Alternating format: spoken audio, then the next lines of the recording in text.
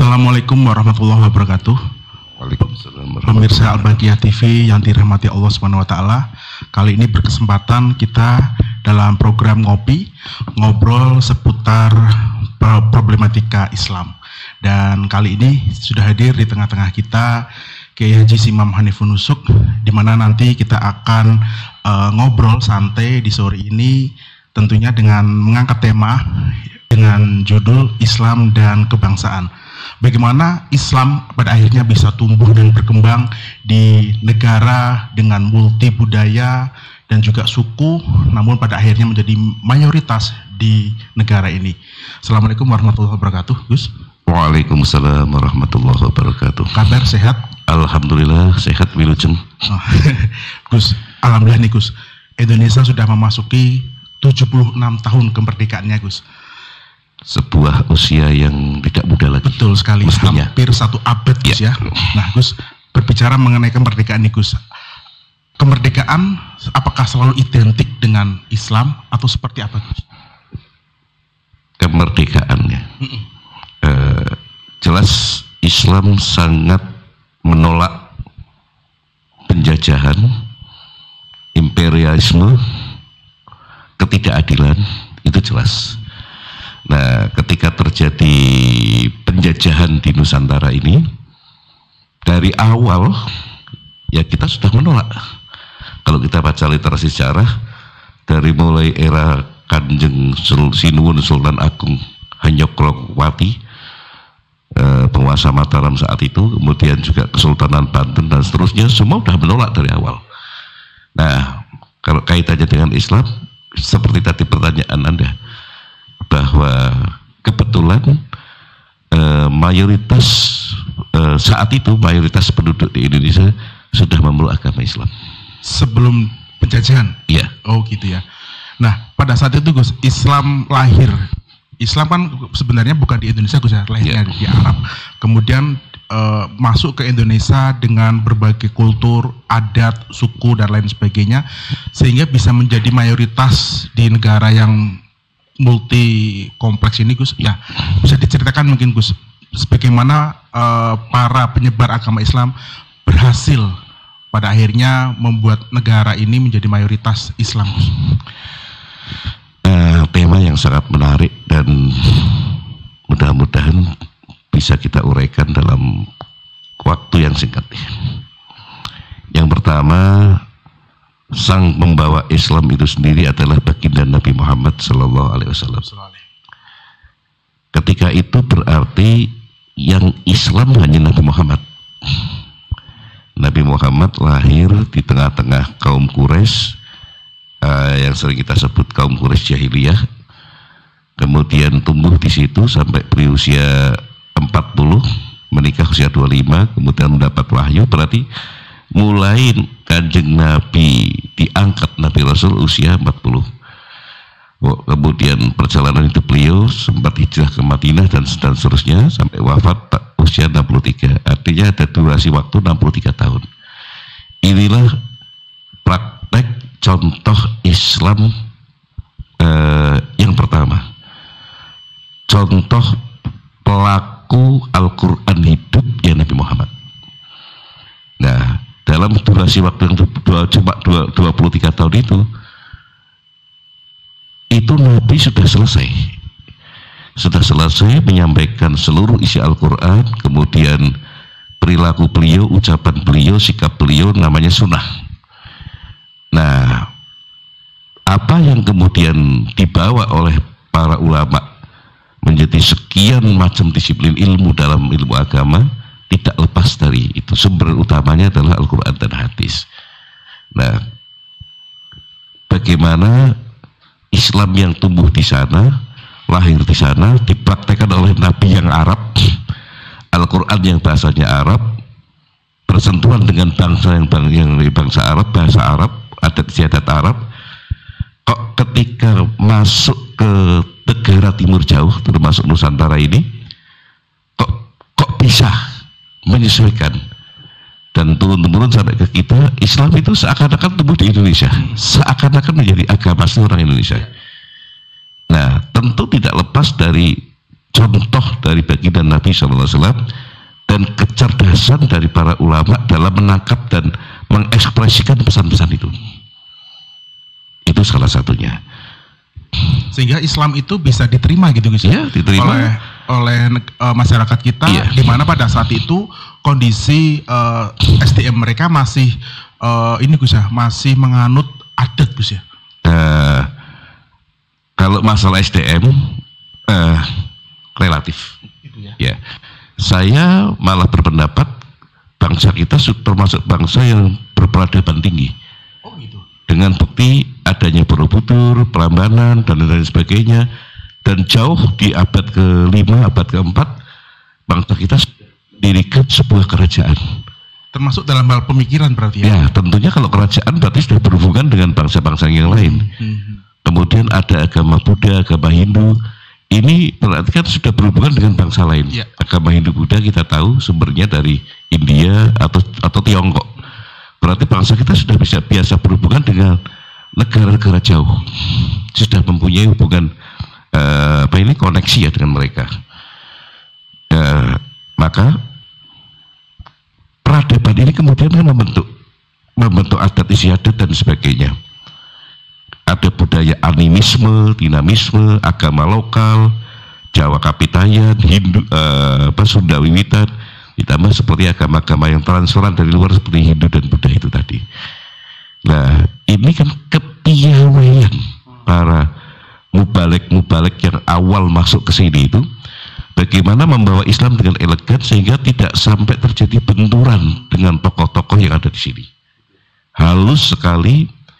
Dan yang kedua, satu bukti bahwa bangsa kita mempunyai jiwa toleransi dari dulu. Bisa menerima Buddha dan Hindu, bisa kemudian menerima Islam dan seterusnya. Bahkan sampai agama yang dalam tanda kutip ya, dibawa oleh para penjajah saja mereka bisa terima. Dalam hal ini Nasrani ya. Mereka bisa membedakan mana agama, mana kelakuan person. Mereka nggak melihat. Mereka bisa membedakan mana ini agama Nasrani, Kristen, Katolik dengan penjajah. Bisa membedakan bahwa agama ini tetap mulia, penjajahan tetap harus ditolak.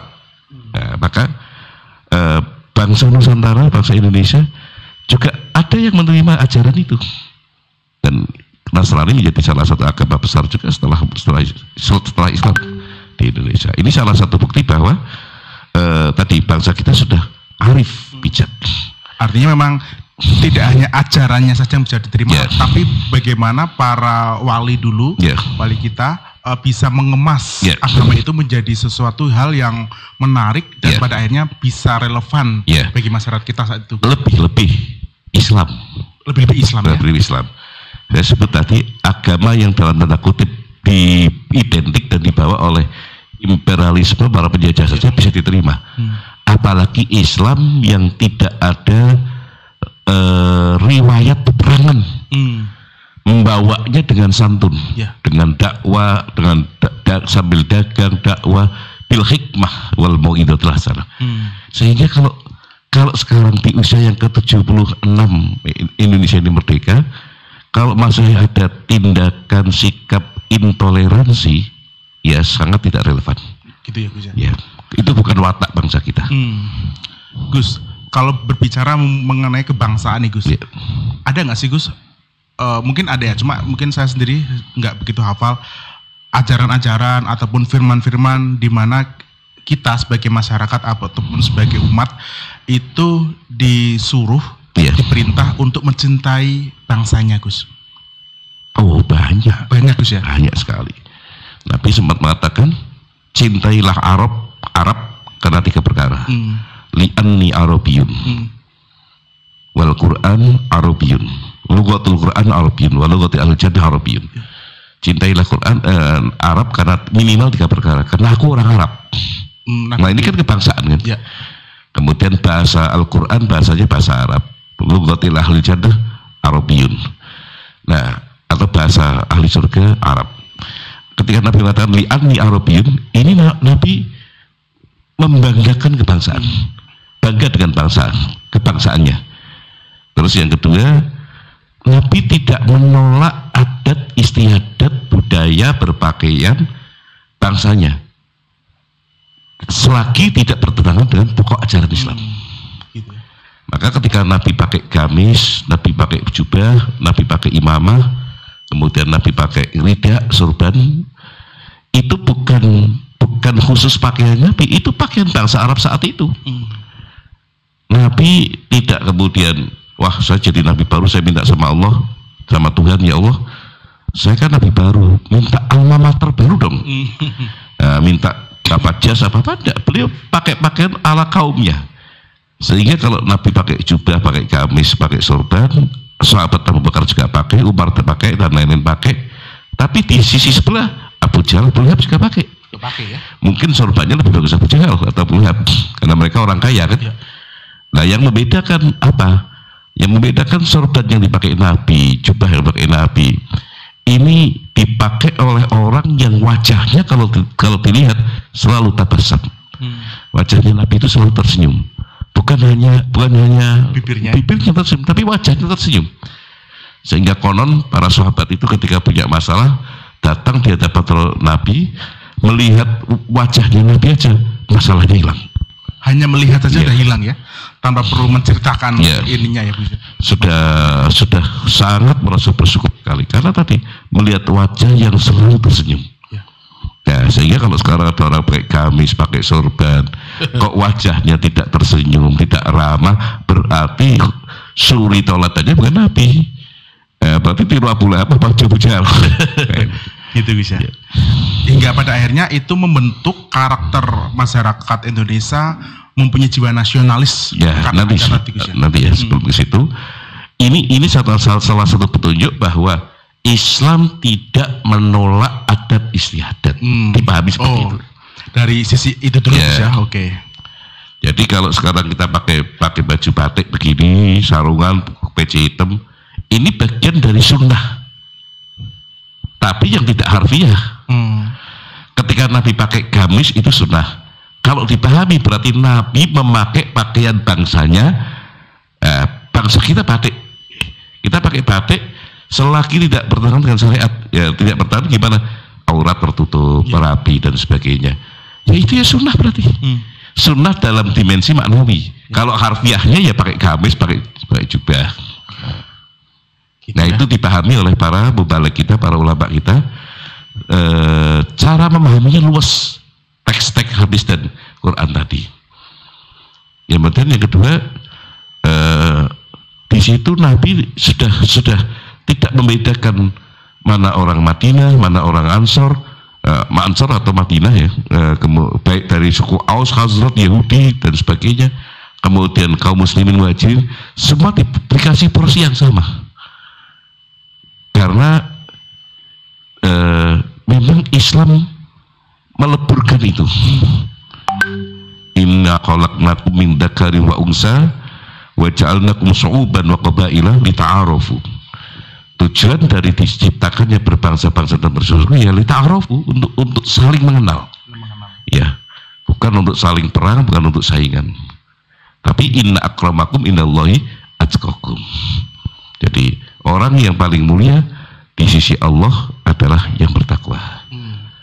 Dari situlah kemudian dipahami kalau mau menarik hati seseorang, ya bagaimana bisa mengorangkan dia, memuliakan dia. Sehingga ayatnya ud'u ila sabili rabbika bil hikmati wal mau'izatil hasanah. Ajaklah orang-orang ini, ud'u ila sabili rabbika, ajaklah ke jalan Tuhanmu. Berarti yang diajak orang yang belum berada di jalan Tuhan. Dai itu kan mengajak, bukan mengejek. Nah, mengajak itu contoh yang paling baik siapa? Mengajak itu contoh yang paling baik ya kondektur bis. Calo. Bagaimana calo di terminal itu? Dengan ramah, dia merayu-rayu orang, ya. Dia mengajak orang, diajak naik ke bis dengan bahasa yang ramah dan sebagainya, sehingga orang tertarik. Nah ini mengajak orang masuk ke jalan Tuhan, yang diajak yang belum di jalan Tuhan. Dengan cara apa? Bil hikmah wal mau'izatil hasanah. Bil hikmah dengan perilaku yang baik, sesuai dengan yang dihadapi siapa. Kalau yang dihadapi, mohon maaf, SD aja nggak lulus, ya udah nggak usah cerita pelajaran SMA, apalagi pelajaran kuliah. Biqadri uqulihim. Yang diajak ngobrol, yang diajak ngomong menengah ke atas, ya dengan bahasa mereka, sesuai dengan kadar intelektual mereka. Ini para mubalik kita seperti itu. Sehingga alhamdulillah dengan cara yang seperti bisa melebur lewat budaya, ada wayang, ada gending, ada lagu-lagu Jawa. Kemudian sebisa mungkin mereka para beliau ini melebur. Jadi jangan kita bayangkan para aulia itu, para mubalik itu datang ke sini kayak di film itu, jangan kita bayangkan. Datang pakai gamis, pakai sorban. Kalau seperti itu beneran, orang Nusantara lari, orang Jawa lari. Gitu Gus ya. Karena mereka bisa menyatu gitu ya. Melebur dengan masyarakat dan mengikuti adat setempat gitu Gus ya. Okay. Selagi adat itu tidak bertentangan dengan ajaran agama. Gitu ya. Agak guyon dikit nih Gus. Memungkinkan Gus kalau misal wali datang sekarang, mereka akan tiktokan Gus. Bisa jadi. Selagi itu manfaat. Ya, pesan-pesan singkat lewat TikTok kan bisa kan? Gitu. Kalau dulu kan masih di wayang tarian. Nah sekarang eranya TikTok gitu. Ya TikTok, ya sinetron, ya film, ya macam-macam ya. Gitu Gus ya. Artinya bisa menyesuaikan tadi ya adat setempat sehingga bisa mudah masuk gitu ya Gus ya. Oke Gus. Ini Gus, tadi kan ngopi ya? Oh iya. Bisa coba ya. Ngopi dulu Gus. Mantap Gus. Nah tadi Gus kembali lagi ke kebangsaan Gus. Pada akhirnya ini Gus ya, dari ajaran yang kemudian disampaikan ke masyarakat dengan tadi kasih, kemudian ramah dan lain sebagainya, membentuk karakter masyarakat kita sehingga menjadi jiwa nasionalisme itu tinggi banget. Nah kebetulan banyak ajaran Jawa yang adiluhung. Apa? Adiluhung. Apa itu Gus? Sangat luhur sekali, budaya yang tinggi sekali. Ya ketika ketambahan budaya Hindu dan agama-agama yang lain menjadi lebih baik. Justru lebih baik ya. Karena ada ajaran ya, contoh di Jawa kita nyebut kakak Kang Mas. Nyebut adik Dimas. Nyebut orang yang lebih tua paman, Kang dan seterusnya. Kemudian ada bahasa unggah-ungguh. Mulai kowe, sampean, panjenengan, sampean dalam dan seterusnya. Ini kan budaya yang baik, akhlak yang baik. Bagaimana yang muda ketika ngomong sama orang tua ada bahasa unggah-ungguh, termasuk sikap. Nah, sementara baginda Nabi SAW ketika diutus salah satu misi beliau liutam mima makarimal akhlak, untuk menyempurnakan akhlak. Ini akhlak Jawa seperti itu. Sehingga kalau orang Jawa di depan orang tua, di depan guru, di depan ulama, kemudian merunduk, cium tangan, ini sudah budaya Jawa. Bukan ajaran Islam. Belum masuk karena ya. Nah, Islam melihat itu baik, ya nggak masalah. Kayak di kolaborasikan gitu ya. Jadi tidak dihilangkan sama sekali. Itu hal baik kok. Nah, kalau di sini beda dengan di Arab ya. Di Arab nyebut orang siapapun anta. Anta itu kan kamu. Kepada musuh, kepada kakak, kepada orang tua, bahkan kepada Tuhan. La ilaha illa anta subhanaka inni kuntu minadh dhalimin. Di Jawa maknanya beda. Anta bisa dimaknani panjenengan, sampeyan, kowe, dan seterusnya. Nah, ini sudah menjadi budaya Jawa. Maka ketika Islam masuk ke Indonesia, nyambung dari sisi itu. Kemudian cara berpakaian ketika menghadap raja bagaimana, ketika menghadap orang tua bagaimana, ketika sedang santai bagaimana, ini budaya Jawa. Nah kemudian ini kalau kita masukkan sholat, ya menutup aurat tapi pakai pakaian yang sopan, tidak sekedar menutup aurat, kecuali terpaksa. Nah ini kan masuk, jadi syariatnya masuk, etikanya masuk, estetikanya masuk ya. Betul. Nah, tadi Gus kembali lagi ke kebangsaan Gus ya, menyambut kemerdekaan RI yang ke-76 Gus. Bagaimana kemudian Islam memandang kebangsaan itu sendiri Gus? Nah, karena tadi Islam ini masuk sehingga orang Jawa, orang Nusantara, kalau saya sebut Jawa maksud saya ya Nusantara ya, karena dulu disebut negara Jawi.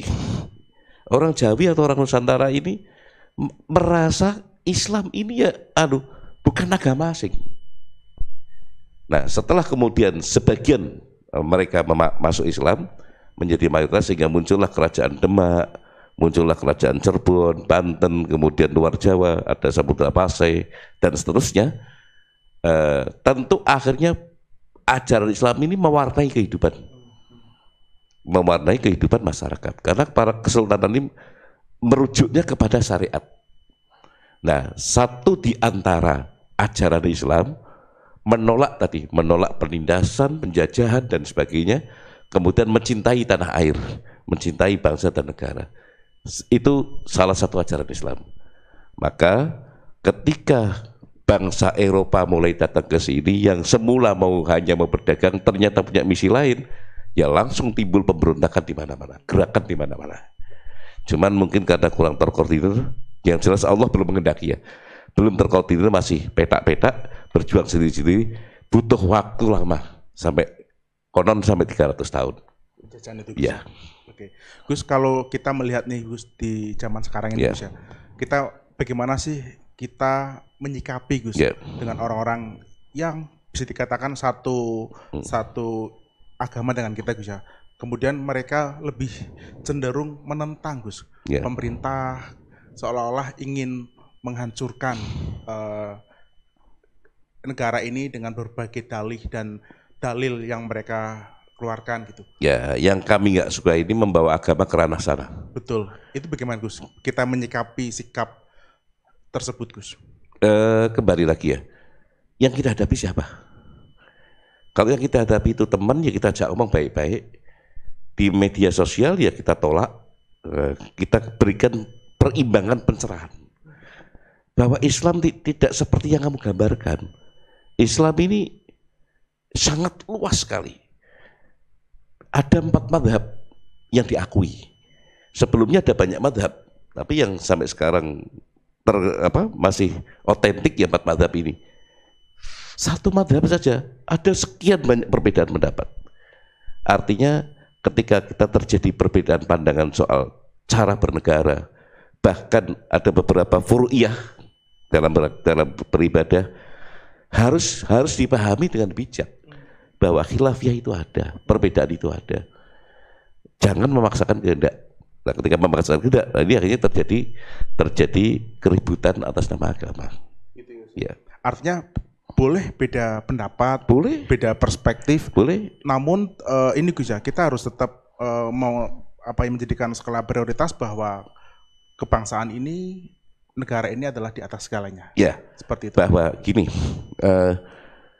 tetap dudukkan pada porsinya. Okay. Satu, kita hidup di negara yang mayoritas umat Islam, yang megang pemerintah umat Islam, mayoritas umat Islam. Nah sudah, kalau mengkritik kepada pemerintah sampaikan kritikan yang baik. Kemudian yang kedua, nggak cocok dengan kebijakan, ya sampaikan dengan cara-cara yang baik. Kalau sudah pada rambu-rambu memberontak, ya kita tolak. Kita kembali lagi kepada rujukan kita, Quran, hadis, ijma', qiyas. Bagaimana hukumnya memberontak terhadap pemerintah yang sah dan seterusnya.